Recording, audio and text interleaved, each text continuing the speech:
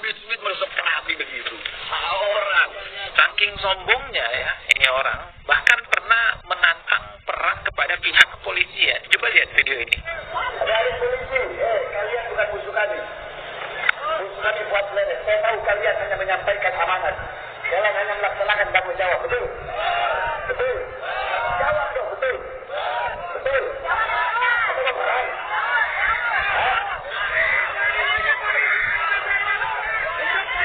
Pak, ini gimana saya ajak Pak? Nggak mau. Senyum aja enggak? Atau mau perang? Ini kan pelayan masyarakat. Ya, tolong komandannya siapa nih? Saya baru naik, saya begini. Tapi nggak ada yang jawab. Apa pengen perang? Panggilan masyarakat. Polisi itu pelayan masyarakat.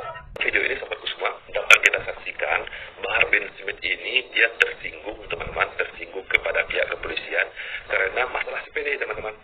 Karena pihak kepolisian yang mengamankan aksi ini tidak menjawab sapa Bahar bin Smith ini.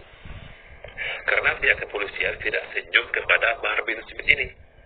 Dikarenakan pihak kepolisian, perwakilan dari pihak kepolisian tidak mau naik kepada kendaraan orasinya Bahar bin Smith ini. Lantas dia menampakkan sifat arogansinya menantang perang kepada pihak kepolisian. Cuman karena masalah sepele ngajak perang pihak kepolisian. Masalahnya cuman karena tadi Pak Bahar nggak disenyumin sama pihak kepolisian. Terus pihak kepolisian tidak mau diajak naik ke mimbar orasi. Lagian ngapain juga polisi naik ke mimbar orasinya dia, ya kan? Polisi kan mengamankan masyarakat. Hanya karena hal-hal sepele seperti itu, Pak Bahar ngajak perang pihak kepolisian. Jangankan pihak kepolisian, bahkan Presiden Republik Indonesia yaitu Pak Prabowo aja dimaki-maki, dihina-hina sebagai presiden pengkhianat. Prabowo dulu khianati ulama. Tapi secara konstitusi dia sah jadi presiden. Tapi bagi anak dia presiden pengkhianat. Ada urusan bagi saya, bagi yang lain tidak apa-apa. Dia presiden. Karena sebagai saya bukan lagi. Tapi tetap bagi Bahar bin Smith saya tidak dia pengkhianat. Ibu-ibu, bapak-bapak, hati-hati ya. Kalau anak-anak Anda mengagumi orang seperti itu sombongnya, anak Anda juga akan menjadi sombong seperti itu. Anak-anak Anda akan wataknya menjadi keras juga seperti itu. Presiden mendusta, presiden munafik, presiden membohong, presiden yang sejahtera, kenyang di saat rakyatnya kelaparan. Jadi kita 2019 ganti presiden atau tidak? Presiden atau tidak? Presiden atau tidak? Waduh, rusak ya.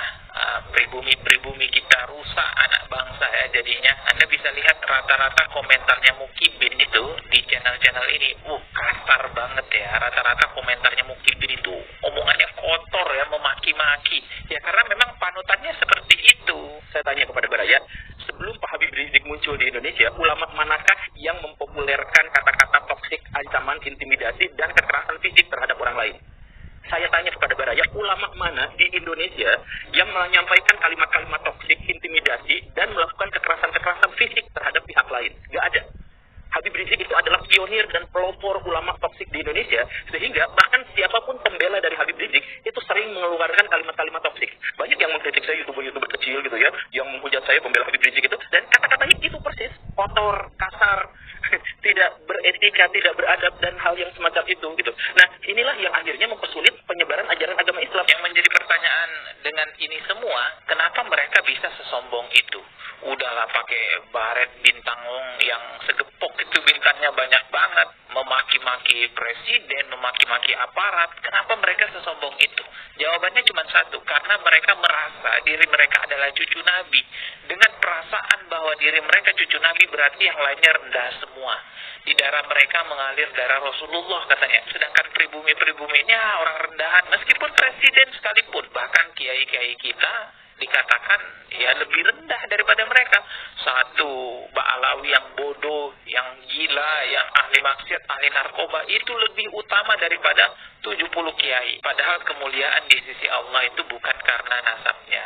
Inna akramakum indallahi atqakum. Jadi kemuliaan di sisi Allah yang tertinggi itu karena ketakwaannya, bukan karena nasabnya. Abu Lahab itu masih ada hubungan saudara dengan Rasulullah, tetapi Allah hinakan Abu Lahab meninggal dalam keadaan kufur. Kalaulah nasab bisa menyelamatkan seseorang dari kekafirannya, dari kesombongannya, maka Abu Lahab seharusnya selamat. Tapi nyatanya kan enggak. Bahkan Fatimah, anak kandungnya Rasulullah pun diberi peringatan. Kalau seandainya Fatimah, anaknya Rasulullah yang melakukan kesalahan, maka Rasulullah langsung yang akan menghukumnya. Bayangin, itu anak kandungnya Rasulullah aja diberi peringatan seperti itu. Lalu ente siapa di tahun 2025 ngaku sebagai cucu Nabi? Nasabnya aja masih diragukan. Dengan nasab yang meragukan seperti itu, Anda merendahkan semua kita yang ada di Indonesia, mulai dari polisi, presiden, semuanya direndahkan, kiai direndahkan.